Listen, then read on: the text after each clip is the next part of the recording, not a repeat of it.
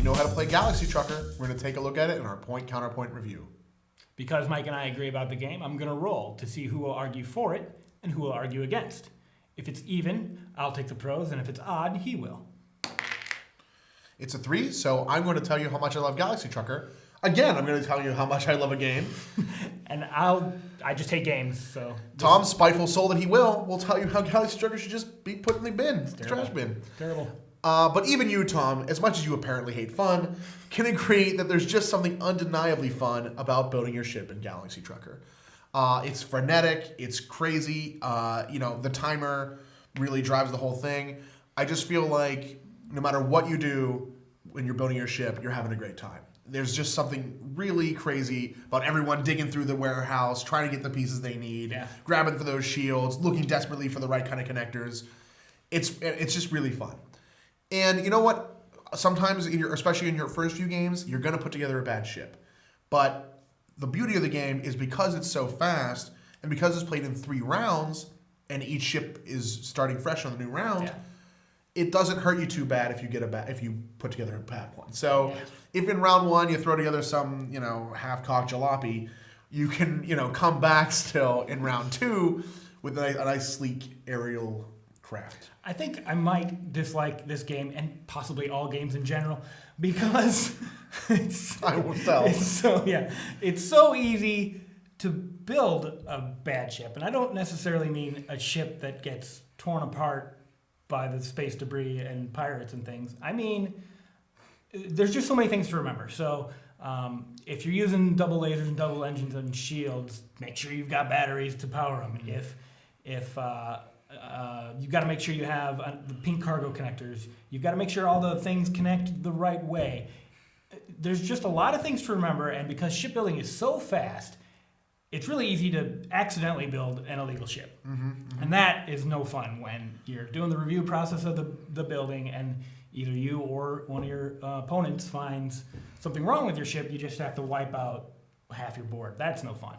And because also there's so many different aspects, different connectors and things, your neighbor might even miss it, and you might play 3/4 of the round with an illegal connection, and you just got a dead alien on your ship, and you don't know it. I have heard about your dead alien powering your ship, Tom, and I don't approve. But quite frankly, I can overlook that, even though it is a little bit tricky if you're not pleasing your teammates well or your neighbors well. It's still so fun to do the build process. I know I'm still talking about it, but it's worth 2 pros, guys, because the second part of it is the timer. Now, it's a 1.5-minute timer. We found that out today. 1.5-minute timer, and it works pretty well just as a timing mechanic, but the really ingenious part here is that it's the player's choice to flip it. So nobody has to flip the timer at any time.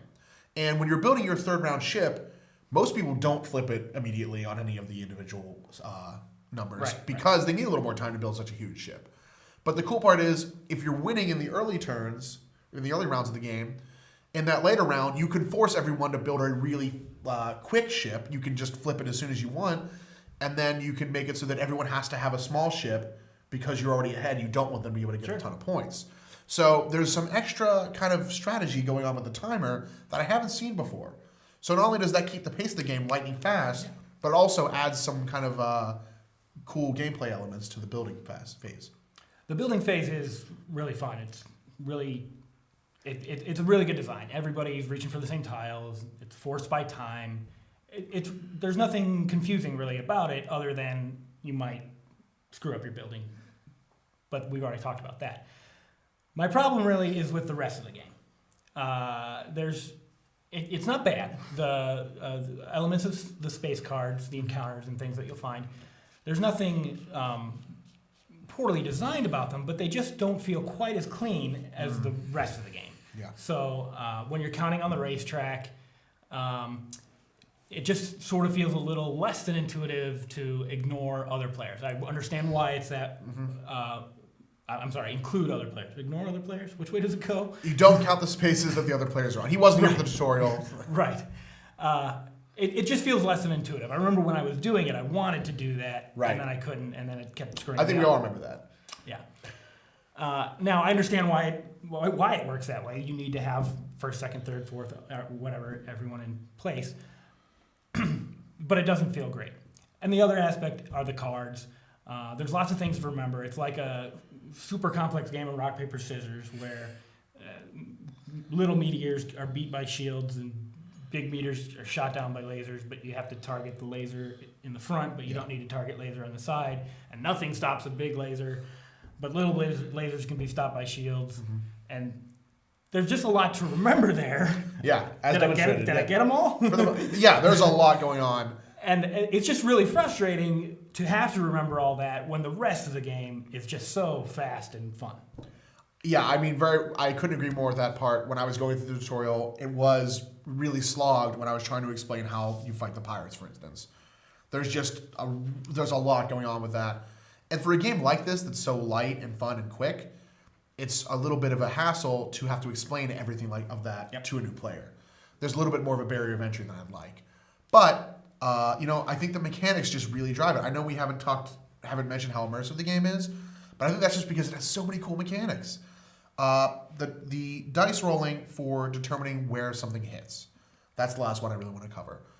That, I think, now, longtime viewers of the show will know that I hate dice. I try to excise them from my games whenever possible. I don't use the small world reinforcement die, for instance. And you know what? A game that I otherwise would love, that would be an easy 10 for me, like Mage Wars, is lowered because the dice rolling is such a big part. So important in that game. In this game, though, dice are very well implemented. This is one of the few where I'm totally fine with dice. And they really represent what they're trying to convey. When you have, pass me that shipboard, right? When you have the shipboard and you're rolling dice to determine where the meteors or lasers will hit your ship, it's just so intuitive the way it's set up. Your ship is more likely to hit in the center because of the normal distribution of the dice, and the outside sectors are more likely to miss. It just feels so natural to do it. It's so simple, so clean. It just works great for watching debris and lasers and all kinds of space junk coming at you. Yeah. Really well handled. And when you're building your ship, you see that your exposed ports are on the 4 or the 3. You're like, okay, I'll take that risk. Yeah, because you know the odds based on the dice. Right. Exactly. Well, all that is all great and true. But I want to talk lastly about the price. Before I talk about the price, I want to talk about the components. I don't have any problem with the components. The components are great.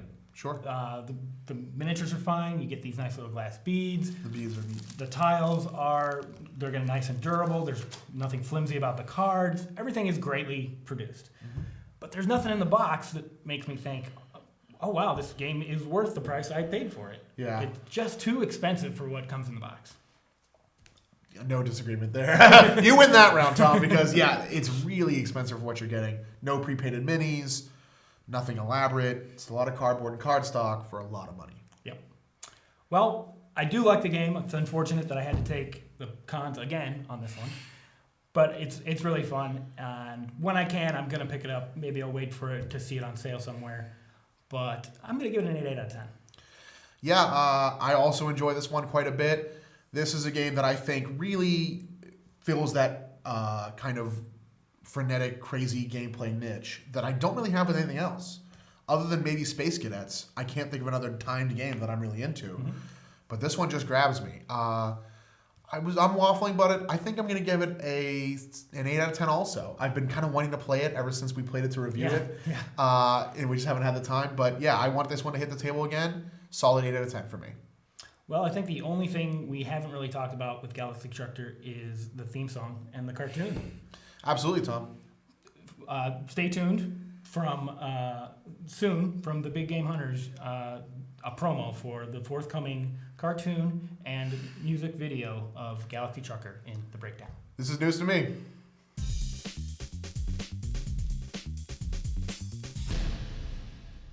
This is the Breakdown for Galaxy Trucker. My producer tells me that I can't produce a music video and that we don't have the budget for a cartoon, so maybe we'll do a Kickstarter. The game takes about an hour and a half to play, unless you have players who really push the building phase, so we give it 45 short and 55 long. We give it 95 fast because the whole game is played out in unison. We give it 5 slow because if you're the first to finish your ship, you do have to wait for another minute and a half to 2 minutes. It's roughly equal on luck and skill. We give it 45-55. We give the edge to skill because a well-built ship will probably do better than a random one. Shipbuilding is all tactical. whether you look ahead at the cards or not. So unless you employ a strategy of just racing or just carrying cargo for each race, there's not too much strategy. We give it 15 strategy and 85 tactics. We give it 20 interaction for the tile grabbing that's competitive between players, and the movement on the track can be affected by other players, but the rest plays out in conjunction with no direct influence from other players, so we give it 80 independence. It's a simple game at its core, so we give it 75 simplicity. It's not too terribly hard to learn. There is a bit of a memory game in the space effect cards, so we give it a 25 complexity. We give it 30 portability and 70 grandeur. It's a larger than average game on the table, but it fits in a smaller than average sized box. The components are great, but nothing too impressive. We give it 50-50 on expandability and completeness. There are 2 expansions already, and there's probably going to be more on the way, but the base game has plenty of replay value. On the trophy scales, we give it 5 trophies for originality. There's nothing quite like it out there. It has a very unique building phase, especially with the player-driven timer. For value, we give it only 1 trophy. It's very expensive, and there's nothing inside the box to justify the cost. Both Mike and Tom give Galaxy Trucker an 8 out of 10, and that is the breakdown.